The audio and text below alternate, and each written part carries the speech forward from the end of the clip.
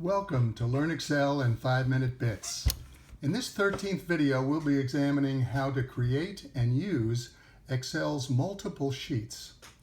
If you're a regular subscriber, you may want to advance the progress bar to 30 seconds to skip most of the introductory paragraph. Future videos will explore additional tasks, including more formulas and functions, as well as many other tasks. Our ultimate goal is to make Excel easy to use and help you become a pro at using Excel. If you are a subscriber, we appreciate your loyalty. If not, we hope you will subscribe using the subscribe button. Subscribing is free.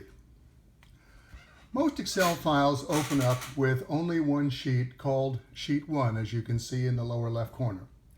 Some versions of Excel may open up with more than one sheet. To create an additional sheet, you can either click on the plus sign to the right side of the Sheet tab in your file, or you can, in the Cells group, toward the right side of the Home tab, click on Insert, and then click on Insert Sheet. Notice that if you use the plus sign, your new sheet is inserted to the right of the current sheet. If you use the Insert Sheet command, your new sheet is inserted to the left of the current sheet. To rename a sheet, let's right-click on Sheet 1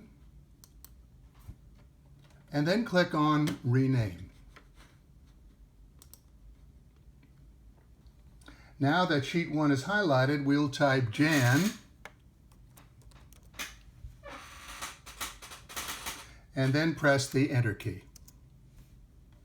Sheet 1 has now been renamed to Jan. Now let's rename Sheet 3. Let's right-click on Sheet 3,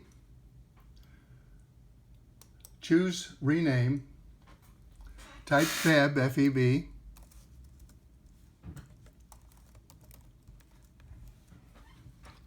goofed here, let's do that again, and press Enter, and Sheet 3 is now renamed Feb. Notice that the Feb tab is white, whereas the other tabs are gray. That's because the Feb tab is selected and the others are not. We'll refer back to this concept a little later.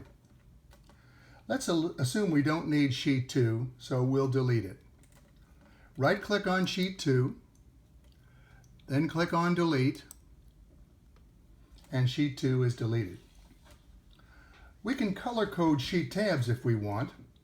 Color coding just makes it easier to discern which tab you want to select once you get used to the color coding. Let's right-click on the Jan tab, then hover over Tab Color, and then let's select the red square down under Standard Colors.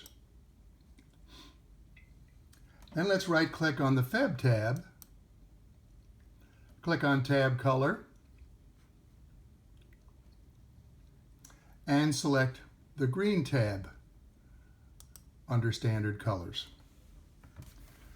Notice that the Jan tab is fully colored, whereas the Feb tab is only partially colored. That's because the Feb tab is the selected one, whereas the Jan tab is not. Remember, back before they were colored, that the selected tab was white, but the others were gray. This is the same concept, but done in colors. You can also move a tab to put it in a different sequence. Let's move the Feb tab to the left of the Jan tab. Click and drag the Feb tab to the left until you see a triangle to the left of the Jan tab, and then let go of the mouse, and the Feb tab has been moved to the left of the Jan tab. The little black triangle will always indicate where the selected tab will be moved. To move the Feb tab back where it belongs, simply click and drag the Feb tab to the right, and when the triangle is to the right of the Jan tab, you let go and you have moved it back to where it belongs. A sheet can also be moved or copied to another file. I have opened up another Excel file called Book 2. We'll copy our Jan tab to this Book 2 file. So we right-click on our Jan tab, go up and choose Move or Copy. Under To Book, which means to another file, click the drop-down arrow. Notice that you can create a new book if you want, or a file, that's the same thing. Or choose the file that's open, namely Book 2. We'll click on Book 2. Let's click on the Create a Copy box in the lower left corner. If we leave this box unchecked, the sheet will be moved, not copied. Notice we can choose the sheet in the destination file to the left of which we want to move or copy our selected sheet. Or we can move our sheet to the end, the far right in other words, of all the sheets in the destination file. Let's click on OK. We are switched to the destination file where we can see that our Jan tab has been copied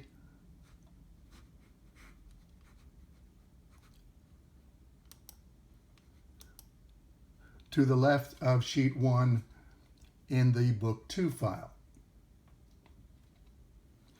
If we switch back to our original file,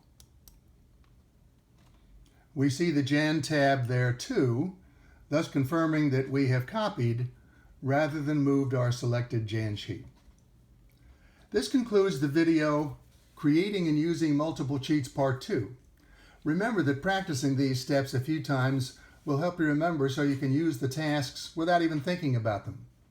I look forward to joining you in future videos in our series called Learn Excel in 5-Minute Bits to explore the many benefits of Excel. Check out our upcoming 14th video, Using Excel's Multiple Sheets with Dates, Part 3. Thank you for watching and subscribing.